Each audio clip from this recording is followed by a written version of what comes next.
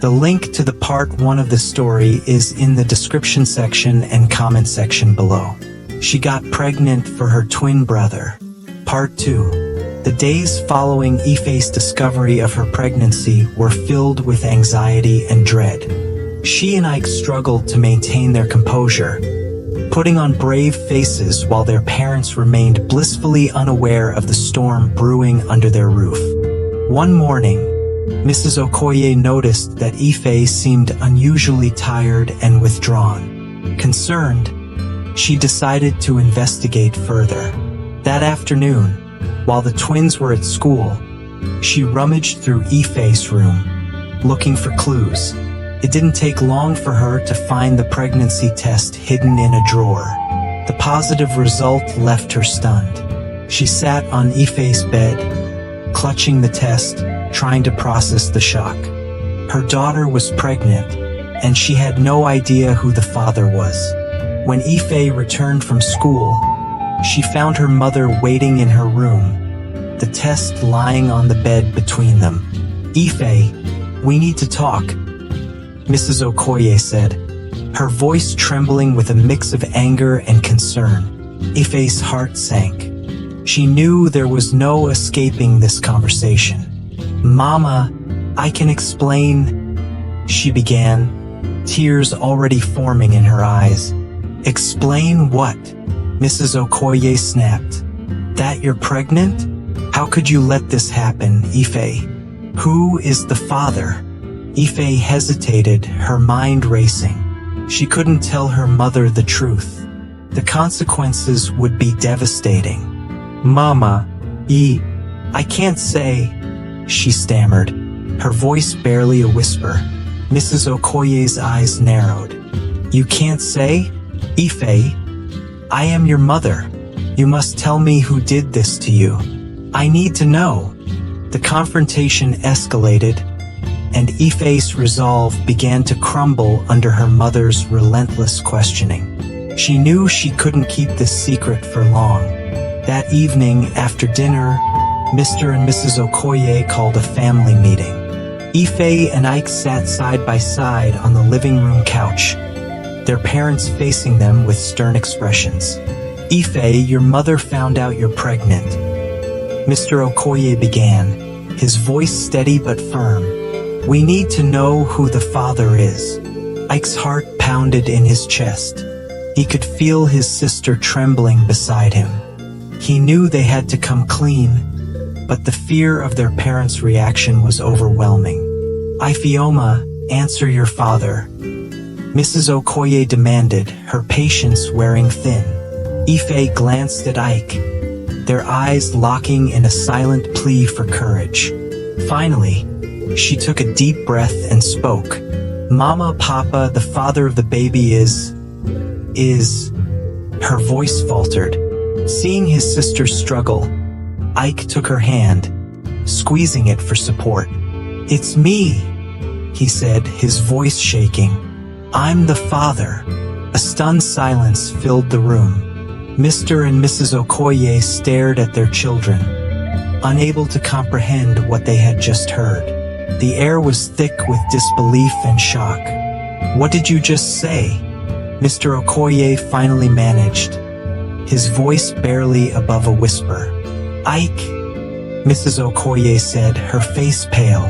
"Are you saying that you and Ife—" "Yes," Ike interrupted, tears streaming down his face. "We made a terrible mistake.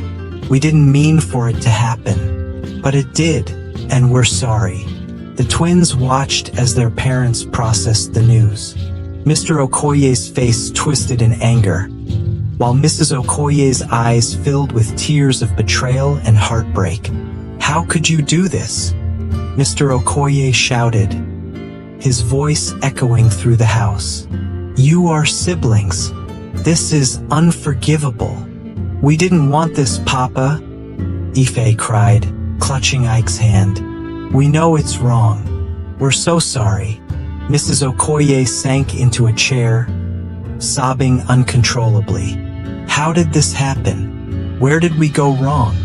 The family was engulfed in a whirlwind of emotions.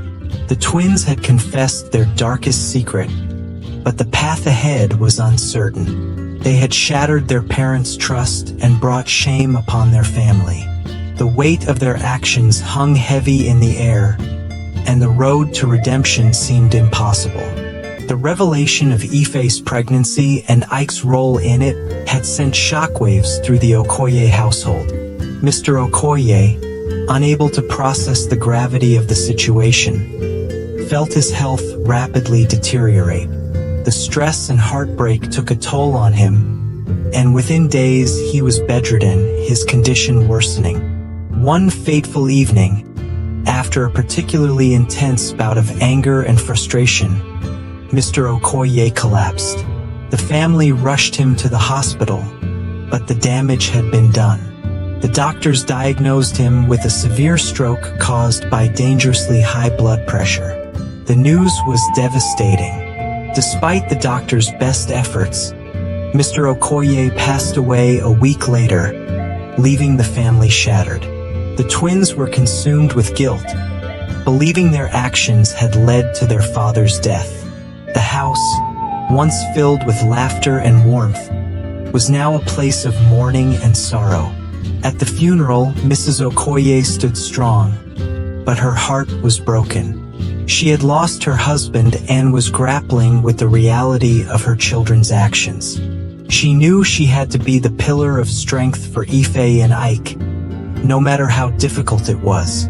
After the burial, Mrs. Okoye called the twins into the living room. They sat down, the weight of their father's death pressing heavily on their shoulders.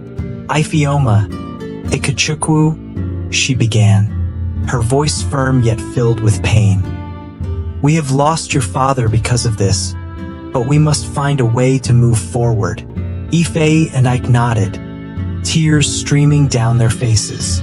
"I've decided that Ife will keep the baby," she continued, her eyes locked onto theirs.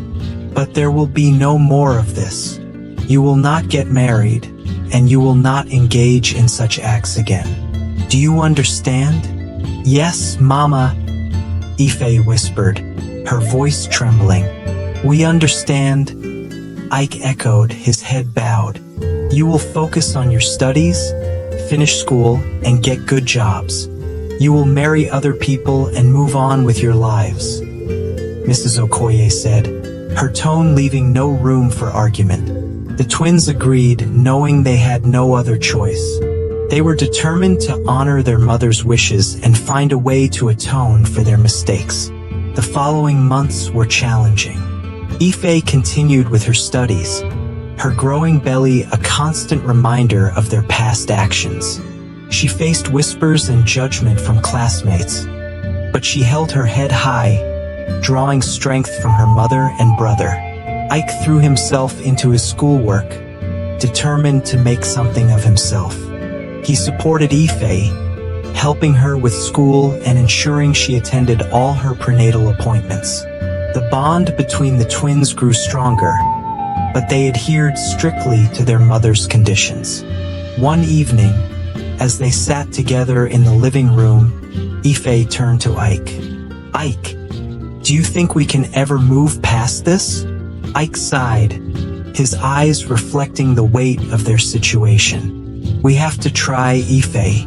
For Mama's sake, for the baby's sake. We owe it to Papa to make something of our lives."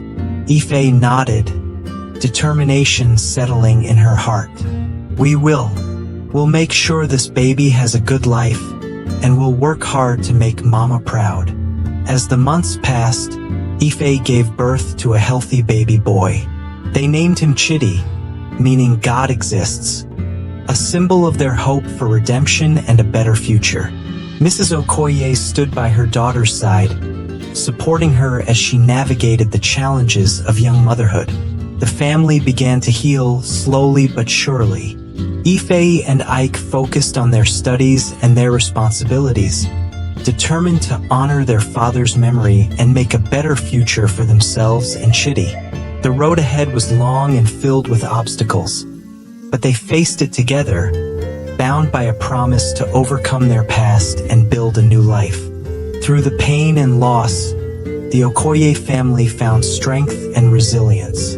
They knew the journey would not be easy, but with love, determination, and the memory of their father guiding them, they believed they could find a way forward.